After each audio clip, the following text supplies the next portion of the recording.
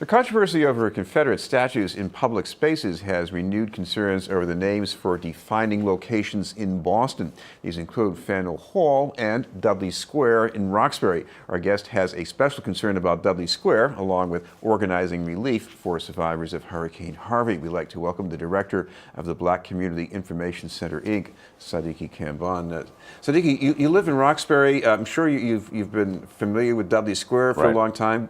But what about the person it's named after?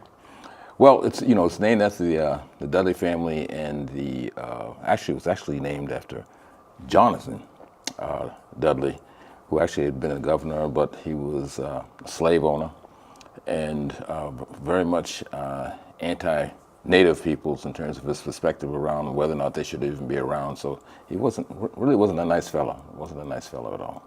And you have an idea for how this should be renamed. Certainly this will ring a bell with a lot of viewers. Talk about that.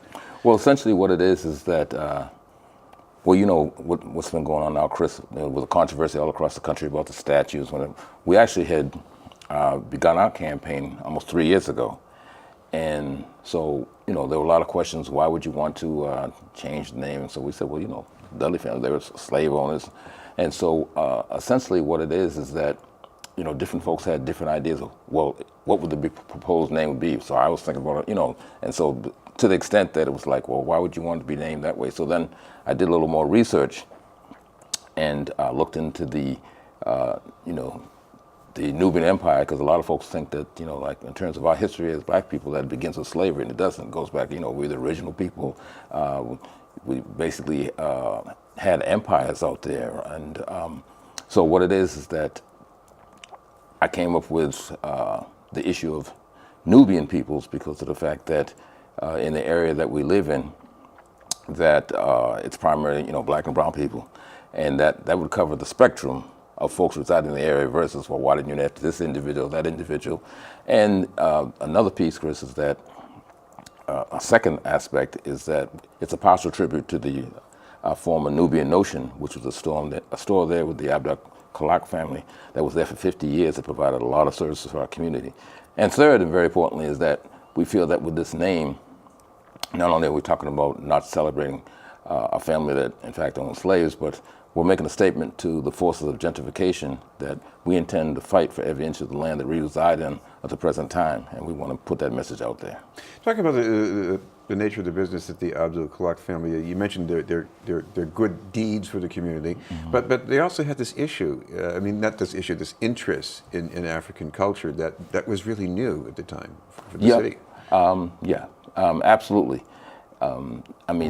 Anytime that like if someone were coming to town or even in town, that from the very perspective that you're talking about, if you wanted to get anything, like dashiki, anything that had to do with African culture, well, you tell folks, head on down the Nubian Ocean. They had a variety of services there. Even at the time before all of the technology, if someone was going to a concert somewhere, you see the line around the corner down there at Nubian Ocean getting the tickets. So it was like really a cultural hotspot, if you will, for the Black community. And so we were really sad when we saw the doors close. This is BNN News, and we're talking with Sadiki Kambon from the Black Community Information Center, Inc. Sadiki, of course, the other thing that I often hear whenever these debates come up about the naming of public spaces and historical figures is that some people say, well, that's nice, but we have other things that we got to do that maybe are more important. You must have heard some of that. How would you react if you did hear it? You're right. Folks say, well, what's in the name? Well, there's a lot in the name. And I should have mentioned the fact that some years ago, the Black Information Center, we led the effort to have the former Washington Park renamed Malcolm X Park, and then the former New Dudley Street, Malcolm X Boulevard, which has the O'Brien High School, Madison Park High School, Roxbury Community College, and the largest mosque in New England. And so what we say is that whether it be in the conscious or the subconscious, that name does affect you. I know that I talked to some young folks, a couple of years ago, that went to the O'Brien. And they talked about the pride of being able to say that, my school was on Malcolm X Boulevard, which they could relate to in terms of him being, a Black hero and that type of thing. So it's really important. And I, when you bring that up, the name I have now is not the name I was born with. And so after understanding the fact that I needed to have a name that was relevant to my culture, and folks were not understand, but I even noticed that not only how I felt about myself, but there was a different feeling the way folks related to me in terms of my name, and I could feel that. And so there's a great deal of pride in terms of around name and family. And so what's name? Name is very important, very important. So is there a next step to this that you want people to take you up on? Oh, absolutely. We, the one thing, I'm glad you brought that up, is that we're still getting support out there. We're getting letters of support. In fact, what has happened is that the City Council, Ayanna Presley's office, reached out and said they'd like to write a letter of support. Spoken to mayoral candidate Tito Jackson. I spoke to an individual who works with the Walsh Electoral Committee, saying that, this I can only quote what the person told me, was that the mayor said, well, if this is what the community wants, then he would support it. So we're getting a groundswell of support, and we're still needing more. We're telling folks, we have a setup now for requesting letters, and that they can send it to our information, our address for the Black Community Information Center, which is at the Mining House in Dorchester.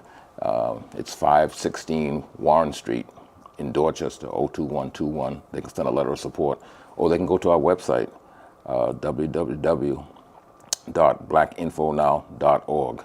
So, we're still trying to get as much support as possible, with the goal being that we're going to be convening a community meeting in the very near future to get the consensus that we're looking for, and then we're going to have to go before the city. And we've collected almost 1,500 signatures down the petition, which is not required because it's not a ballot question, but we're trying to get as much support as possible. We should mention your campaign, also the relief for people affected by Hurricane Harvey. What kind of things are you looking for this relief right now, or is it just donations? Primarily donations, yes, around the Hurricane Harvey situation down in Houston. What it is that, we've been involved in the past, whether it was around Katrina or what happened over there with the country that had the earthquake. Orleans, right? Yeah, yes, and Haiti, yes. So we've been involved in relief efforts in the past. So what it is that I was in contact with an individual down in Houston who connected me with the head of the Black United Fund down there.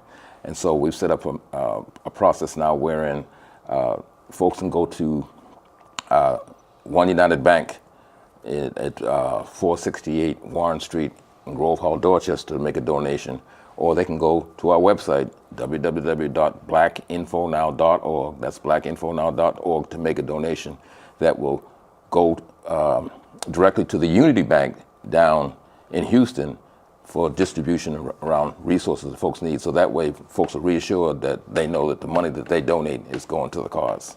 Thank you very much for being with us. I appreciate the time. From the Black Community Information Center, Inc., Sadiki Kambon.